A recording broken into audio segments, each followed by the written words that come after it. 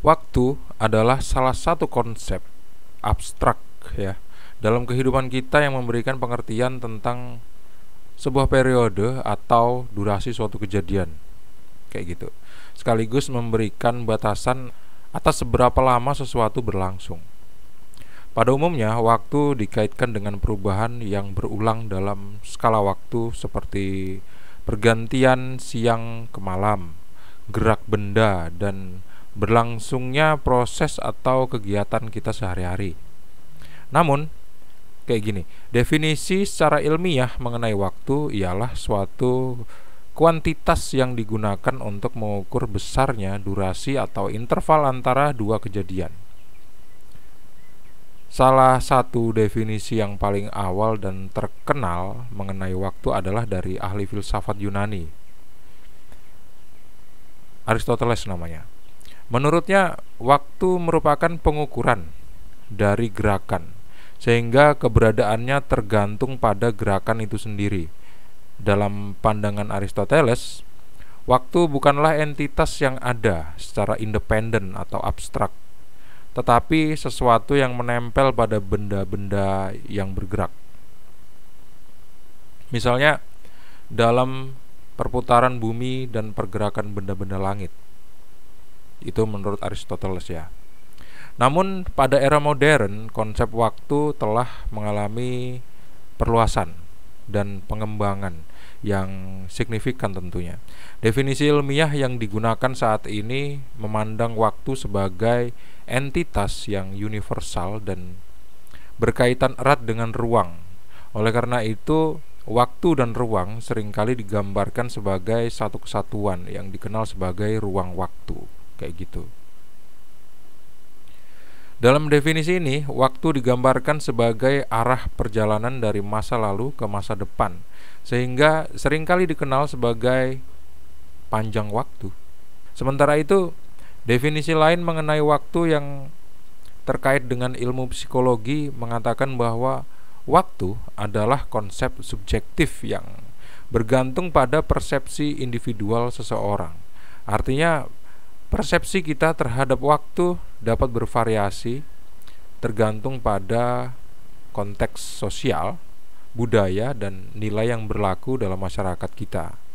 Pada skala individu, konsep waktu juga terkait dengan pengalaman, emosi, dan ingatan kita. Dalam pandangan ini, waktu bukanlah konsep benda mati yang secara objektif dapat diukur, melainkan sebuah pengalaman subjektif yang tercipta dalam interaksi kita dengan lingkungan sosial dan alam sekitar. Dalam konteks kehidupan manusia, waktu sangat penting dalam menjalankan tugas, mencapai tujuan, dan mengatur aktivitas kita sehari-hari. Pengukuran waktu memungkinkan kita untuk menyesuaikan diri dengan jadwal kegiatan atau rutinitas ya, seperti jadwal kita, sekolah, dan ibadah. Secara keseluruhan, definisi waktu dapat bervariasi tergantung pada perspektif atau disiplin ilmu yang digunakan. Namun, konsep ini terus berkembang dan menjadi semakin kompleks seiring dengan kemajuan ilmu dan teknologi, serta perubahan sosial dan budaya yang terjadi dalam masyarakat kita. Jadi kalau misalnya mau diterangkan pakai bahasa yang sederhana, menurut Aristoteles itu kayak gini. Satu benda itu akan memiliki waktunya sendiri, bukan waktulah yang memiliki benda itu.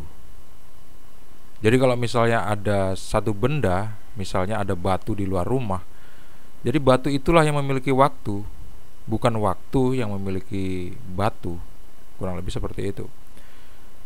Kalau misalnya batu itu diam, batu itu artinya memiliki waktu yang diam atau geraknya lambat sekali, waktu yang dimiliki oleh batu tadi. Atau waktu itu ada di dalam batu, bukan batu yang berada di dalam waktu, seperti itu. Atau dengan bahasa yang lain seperti ini. Bila tidak ada batu, maka tidak ada waktu. Kurang lebih seperti itu. Atau dalam contoh yang lain lagi, bila tidak ada manusia, maka tidak ada waktu. Bukan bila tidak ada waktu, maka tidak ada manusia atau tidak ada batu. Sampai di sini kira-kira otak kalian udah pada ngebul apa belum nih teman-teman? Untuk ilustrasi saya menggunakan gelas sama kopinya ya. Jadi seperti ini. Gelas lah yang memiliki kopi, bukan kopi yang memiliki gelas, seperti itu. Kita ibaratkan waktu itu adalah kopi, sedangkan gelas ini adalah entitas bendanya. Jadi gelas lah yang memiliki kopi, bukan kopi yang memiliki gelas. Seperti itu kurang lebih analoginya. Dan kita harus ingat bahwa analogi itu tidak digunakan untuk mencari kebenaran yang pasti dalam sebuah logika ya. Jadi kalau ditanya yang benar Aristoteles atau psikolog yang menerangkan waktu, atau ilmuwan-ilmuwan baru yang juga menerangkan waktu, untuk mencari kebenaran itu tentu kita menggunakan analogi. Di dalam ilmu logika, analogi itu tidak akan pernah menghasilkan kebenaran yang mutlak. Menurut kalian kayak mana? Kalian percaya yang mana?